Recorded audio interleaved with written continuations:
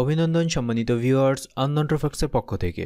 বাংলাদেশের জাতীয় ওয়ানডে দলের অধিনায়ক মাশরাফি বিন মর্তুজাকে হীরের টুকরো, সোনার ছেলে বলে উল্লেখ করেছেন আওয়ামী লীগ সভাপতি ও প্রধানমন্ত্রী শেখ হাসিনা। বৃহস্পতিবার ধানমন্ডিতে সুধা সদন থেকে ভিডিও কনফারেন্সের মাধ্যমে নড়াইলবাসীর কাছে মাশরাফির পক্ষে ভোট চাওয়ার সময় তিনি একথা বলেন। প্রধানমন্ত্রী বলেন, মাশরাফি হীরের টুকরো, সোনার ছেলে, ক্রিকেট খেলোয়াড়। তার নেতৃত্বে ওয়েস্ট ইন্ডিজকে আমরা হারিয়েছি। আপনারা মাশরাফিকে ভোট দেবেন।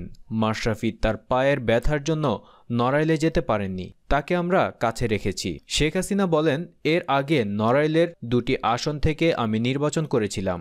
এবার নড়াইল 1 আসনে BM কবিরুল হক মুক্তি ও নড়াইল 2 আসনে মাশরাফিকে দিয়ে নির্বাচন করাচ্ছি। আপনারা নড়াইলের 2টি সিটই আমাকে উপহার দেবেন। ভিডিও কনফারেন্সে মাশরাফি বলেন, আমাকে নৌকা মার্কায় মনোনয়ন দেওয়ায় প্রধানমন্ত্রীর প্রতি কৃতজ্ঞতা জানাই।